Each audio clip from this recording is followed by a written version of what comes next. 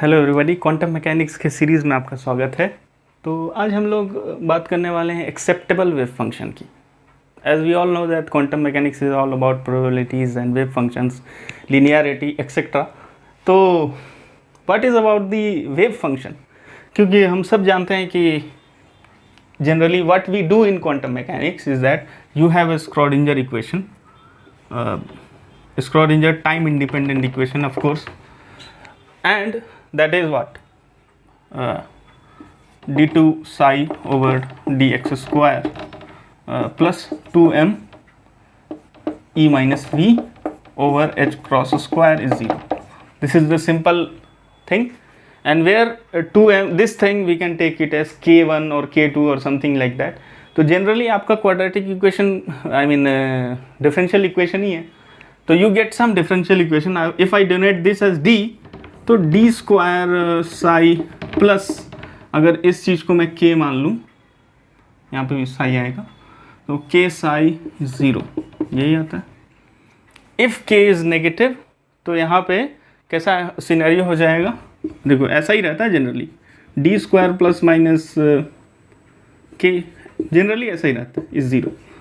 तो अगर D square plus k is 0 है तो of course that k will be complex, k will be plus minus I K. तो solution क्या होगा? तो सोल्यूशन में विदाउट एनी कांस्टेंट में लिख रहा हूँ, solution will be e power plus minus I K term आ जाएगा, आई के एक्स. ठीक है. Similarly when there is a minus sign, तो k विल बी रियल. ठीक है. तो for that psi will be e power kx plus minus kx. तो इसको कैसे लिखेंगे? a times e power minus plus I K X plus b times e power minus I K X, ऐसे ही लिखते हैं. बट मैं एक अंडरस्टैंडिंग के लिए यहाँ पे बता रहा हूँ. When we will give this lecture तो उसमें पूरा अच्छे से एक्सप्लेनेशन होगा. ओके. तो the most important thing is that is this an acceptable wave function? ठीक है, यही सवाल आता है. Is this an acceptable wave function? Because we are all talking about the wave functions and everything, because how it started is when psi is actually a complex number. क्या होता है? a plus ib, और there is also psi star which is a minus ib, यही होता है complex, and psi doesn't have any physical significance, but psi square has a physical significance. यानी psi star has a physical significance which is equals to psi square, which is a probability of finding a particle. But यहाँ पे क्या scenario हो जाता है? You have to understand that quantum mechanics में कैसा wave function लेना. ठीक है. Because we can't pick up any wave function and say that it is quantum mechanically okay. ठीक है. तो we have to go with a set of rules. So mainly physics में क्या सीन होता है? You have to be disciplined, not in this sense, but in the sense that you should be like stepwise, and you should be like following laws and principles etc. कहीं पे violation नहीं होना चाहिए, mainly इसी की बात होती है. तो वायलेशन नहीं होना चाहिए, तो कहीं पे कुछ प्रॉब्लम नहीं होना चाहिए फिजिक्स में. तो when it comes to that, तो वेव फंक्शन कैसा होना चाहिए? तो मैथमेटिक्स के हिसाब से ऐसा फंक्शन जिसको कोई प्रॉब्लम ना हो उसको क्या बोलते हैं? आई think it is a continuous function. Okay. लेकिन एक्सेप्टेबल फंक्शन का 3-4 पॉइंट है, वो आपको बता देता हूँ. ये जो इससे पहले की कथा थी वो एक अंडरस्टैंडिंग क्रिएट करने के लिए थी. ये चीज़ आप समझ सकते हैं कि एक्सेप्टेबल वेव फंक्शन में पहला क्या आएगा. फर्स्ट पॉइंट विल बी जो अपना साई है वो क्या होना चाहिए? Sai should be continuous, should be continuous. Okay. पहला चीज है, मतलब अगर आपके पास कोई एक जनरल फंक्शन है इस तरीके का, तो ऑफ कोर्स ये स्मूथ होना चाहिए. ये फंक्शन कहीं पे कुछ इरेगुलरिटीज नहीं होना चाहिए, क्योंकि ऑलरेडी हम क्या कर रहे हैं? What we are doing? Finding a particle. ठीक है. तो अपन प्रोबेबिलिटी जब लेंगे साई स्टार साई, तो क्या होगा? We are actually finding a particle. किधर है? अच्छा, इसी रीजन में कहीं पे तो होना चाहिए। तो दैट मीन्स कि when we are defining psi star psi, तो एटलीस्ट साई में कुछ गड़बड़ नहीं होना चाहिए, वेव फंक्शन में कुछ गड़बड़ नहीं होना चाहिए। एक तो ऑलरेडी पार्टिकल फाइंड करने में कितनी परेशानी होती है, तो we have to choose a wave function which is the best. तो it should be continuous. And the second thing is that, अच्छा, ये कंटिन्यूटी चीज़ बहुत काम आती है बाउंड्री कंडीशन के लिए। और सिमिलरली जो सेकेंड कंडीशन में बोल रहा हूँ, that is the D psi over D x, या फिर आप डी वाई डी जेड भी ले सकते हो, मैं एक एक्स के लिए पता कर रहा हूँ। तो d y d should also be continuous, and d two psi over D x square should also be continuous. ठीक है, आप इसको एक लाइन में लिख दें। रीज़न क्या है, ये तो समझ में आ गया कि भाई अच्छी अच्छी बातें थी, that those philosophies was right, but what about D psi over D X? इसका एक रीजन बताता हूँ। You have a momentum operator, बराबर, it is an operator in quantum mechanics. तो I H cross minus I H cross do over do X, okay. तो अगर आप psi पे ऑपरेट कराते हो तो it will be like this. तो यहाँ पे क्या चीज़ हो रहा है, this is nothing but partial derivative. कौन सा? First order partial derivative, that means it should be continuous also. तो momentum thing gives this in general. And now ये वाला चीज, Y D two psi over D x square should also be continuous. तो एक मैं reason दे सकता हूँ, that kinetic energy जो होता है अपना, वो क्या होता है? P square over 2m, right. तो अपन क्या करेंगे, इस चीज़ का स्क्वायर ले लेंगे, तो वी विल गेट व्हाट? अब आप कर लो एक बार स्क्वायर, ये चीज़ को आप स्क्वायर करोगे ना, you will get H cut square, because minus minus square and I square is minus something like that. तो I think it will be minus H cut square D two, if you are operating on psi then D two psi D x square, okay. अगर psi पे operate करता हूँ मैं तो इस तरीके की, यानी second order partial derivative should also be continuous. ठीक है, कुछ कुछ जगह ऐसा होता है जहाँ पे your first order partial derivative is not continuous, but we will not be talking about this because it is the initial thing ना। अभी इनिशियल में ज़्यादा बोल देंगे तो भाग जाओगे आप लोग। तो this is all about. Now मैंने कहा था कि साई का कंटिन्यूस होना और पार्शियल डेरिवेटिव का कंटिन्यूस होना आपको बाउंड्री कंडीशन में मदद करता है। वो कैसे करता है, मैं थोड़ा सा एक्सप्लेनेशन देता हूँ इसका, ठीक है। जब आप क्वांटम मैकेनिक्स में मेनली क्या पढ़ते हो? फाइंडिंग अ पार्टिकल, ठीक है। आप बेसिकली एक इलेक्ट्रॉन को ढूंढते हो और वो भागता रहता है।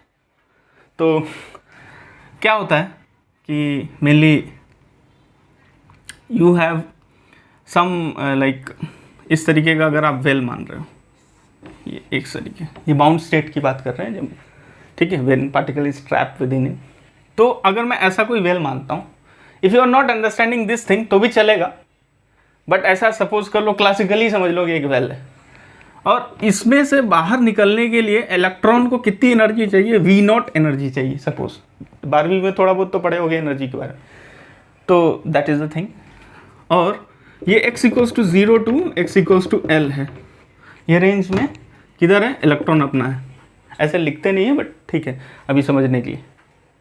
एंड अंदर में क्या है, जो अपना पोटेंशियल है वो ऑफकोर्स 0 है, बिकॉज मैं एक रेफरेंस पोजीशन लेता हूँ कि यहाँ पे बैठा हुआ है electron at v = 0 and it requires this much of energy to come out of the way, ठीक है।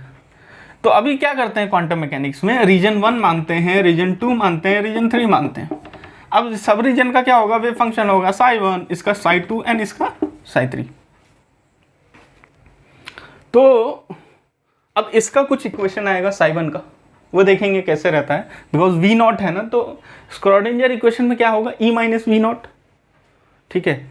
सिमिलरली अगर V0 है, देखिए स्क्रॉडिंजर इक्वेशन कैसा लिखा जाएगा इसका, K1 is 2m E - V0। K1 की बात कर रहा हूँ अभी मैं, बाकी मैं नहीं लिख रहा हूँ, ओवर h कट स्क्वायर। यहाँ पे क्या हो जाएगा? K2 will be 2me over h cut square. इसका मतलब क्या हुआ?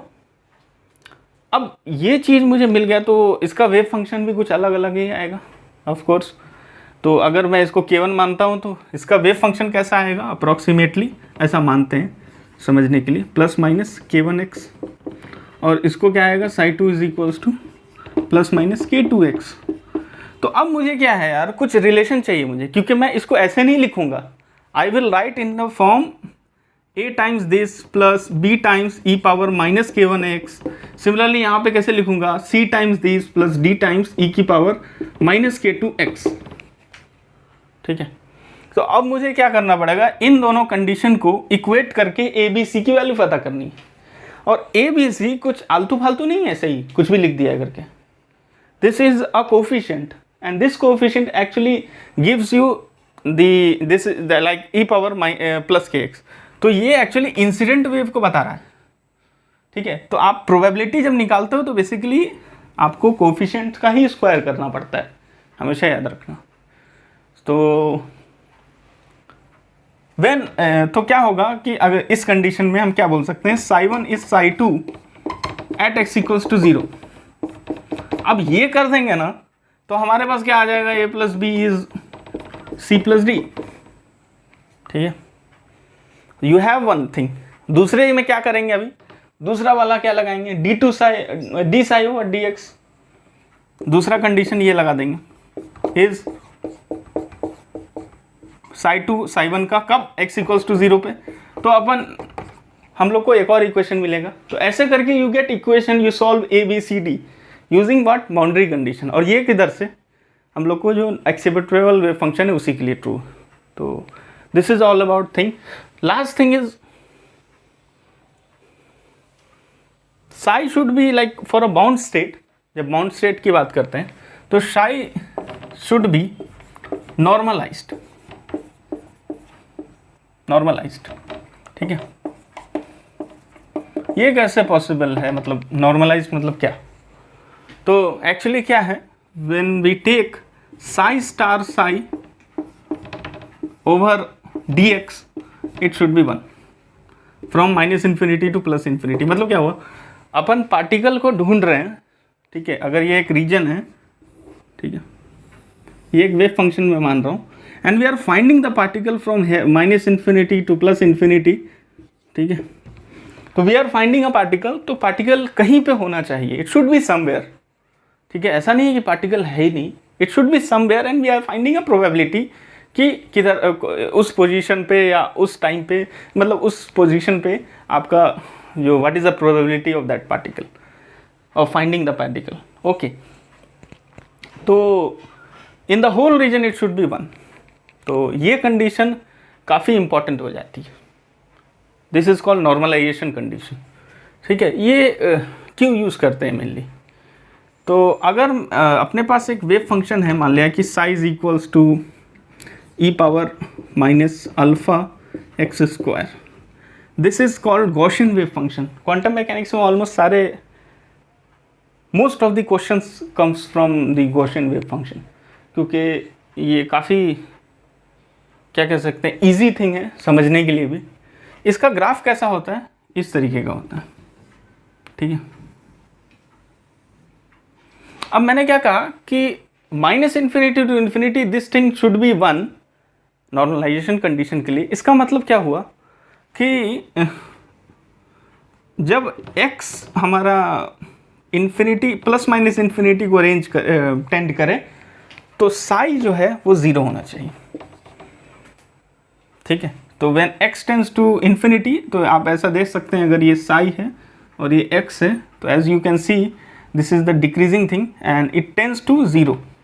This also tends to 0. This is actually the one of the condition for a bound state, a normalizable state, normalizable thing.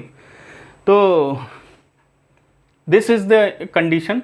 और इसके ऊपर हम लोग एक क्वेश्चन करते हैं जिससे थोड़ी अंडरस्टैंडिंग पैदा होगी।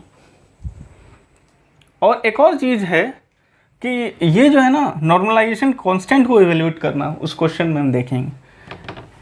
तो अगर मैं एक नॉर्मल सा अप्रोच लगाऊं 11th-12th class type, elementary school type, तो ए की इम्पोर्टेंस क्या है। तो मान लिया कि अपने पास वेव फंक्शन है psi स्क्वायर, हाँ, विच इज़ दिस, हाँ ठीक है, वो अपना वैल्यू आ रहा है, एक्चुअली ऐसा होता नहीं है बट ठीक है, मैं एक करके देख रहा हूँ, 2/3 आ रहा है मुझे वैल्यू, ठीक है। किसका वैल्यू आ रहा है? पूरा इंटीग्रेशन करने के बाद,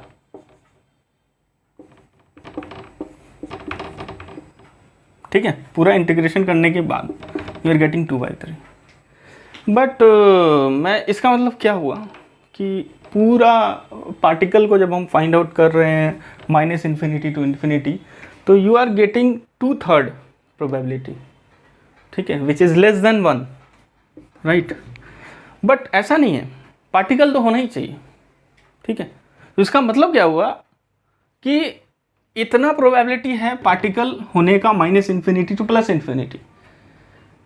तो ये क्या कह रहा है इनडायरेक्टली, पार्टिकल 1 - 2/3 प्रोबेबिलिटी से नहीं है, ठीक है। यही होता है ना प्रोबेबिलिटी में, कोई चीज़ है उसकी प्रोबेबिलिटी अगर 0.5 है, तो कोई चीज़ नहीं है उसकी प्रोबेबिलिटी क्या होगी, 0.5। तो ये कह रहा है कि पार्टिकल नहीं है उसकी probability 1 - 2/3, but this is not a case. तो you have to multiply it by some constant जिसको कहते हैं ए। मैंने ए से मल्टीप्लाई कर दिया, फॉर एग्जांपल a² से, एंड मैंने a को बोल दिया √3/2, ठीक है। तो मैंने a² ले लिया, तो व्हाट डज इट मेक, ये 1 बना देता है आपको। तो सिमिलरली यही सीन होता है नॉर्मलाइजेशन कांस्टेंट, ठीक है। That is why it is very important.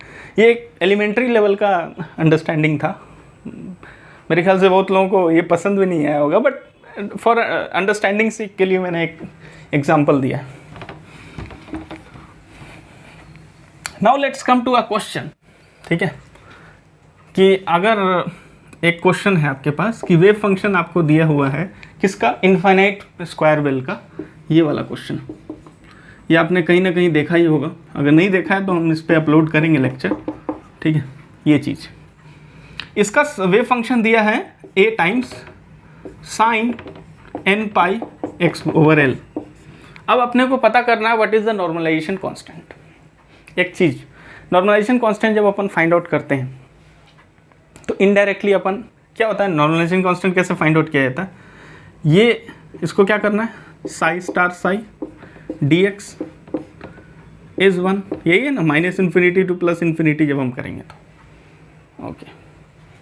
Now this is मतलब इसका अगर हम लोग ψ लें तो साइन सेम चीज़ ही आएगी, तो इनडायरेक्टली हम स्क्वायर ही ले रहे हैं इसका, ये सेम चीज़ को मल्टीप्लाई अगर करेंगे तो it will B -∞ to ∞ sin² nπx/L, और यहाँ पे a² टर्म आ जाएगा विच इज़ इक्वल्स टू 1। तो एक बात जान लीजिए, when you are evaluating this thing, तो इनडायरेक्टली क्या कर रहे हो आप पूरे एक्चुअली ये ना भी रहे तो आप क्या कर रहे हो, ये पूरी प्रोबेबिलिटी को एवेल्युएट कर रहे हो। तो you just don't have to do anything, मतलब अगर आपको अगर इस तरीके की चीज़ें फाइंड आउट करनी हो तो you can easily find out after getting a, और उसका इस ए को आप डायरेक्ट इसमें पुट करो, यू गेट अ साई, ठीक है।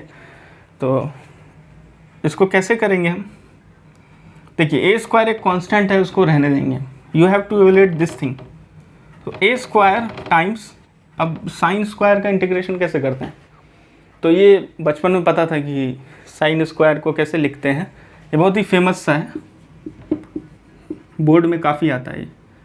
सो इट इज़ एक्चुअली इस तरीके का रहता है, 1 + cos 2x is 2 sin² x/2, x not x/2, और नहीं व्हेन देयर इज़ माइनस, ठीक है, नेगेटिव में साइन आ जाता है, when it is plus then 2 cos² x आएगा।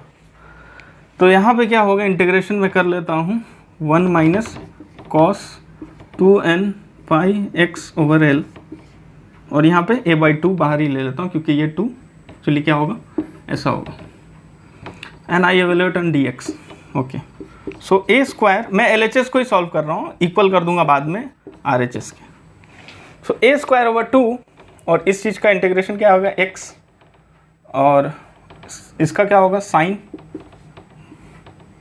2nπx/L डिवाइडेड बाई, ये कोफिशिएंट नीचे आ जाता है, so 2n pi by l.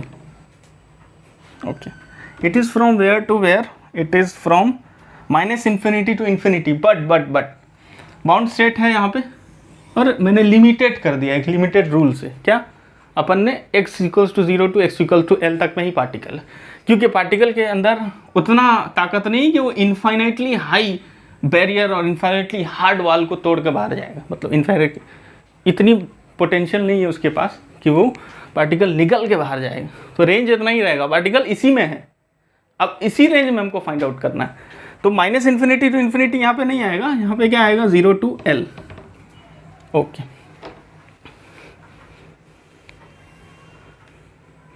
तो a स्क्वायर बाई 2, और क्या होगा यहाँ पे वैल्यू लिखेंगे हम, तो l माइनस 0 हो जाएगा पहला का, माइनस यहाँ पे l डालेंगे तो क्या आ जाएगा 2n पाई, राइट.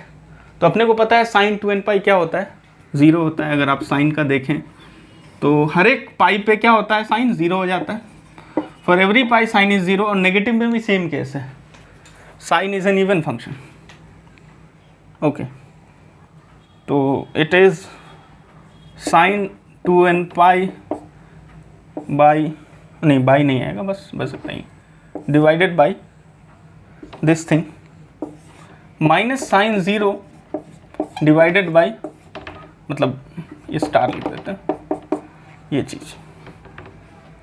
तो साइन 2n पाई 0 होता है, ये भी 0 होता है. What you get is LHS is a square l by 2. तो व्हाट यू विल गेट, अब कैसे मिलेगा, ये इक्वल किसके था 1 के, तो नॉर्मलाइजेशन कांस्टेंट आपका क्या आ जाता है 2 बाई l. तो a की वैल्यू क्या आ गई √2 by l.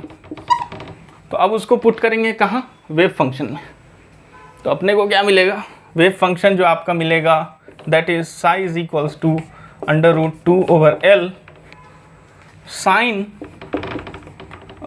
n pi x by l. ये होगा आपका वेव फंक्शन. ठीक है, तो ये चीज़ आपको मिल गई. This is called normalization constant.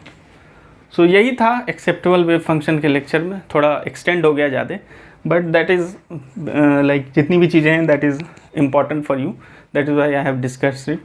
Thank you so much.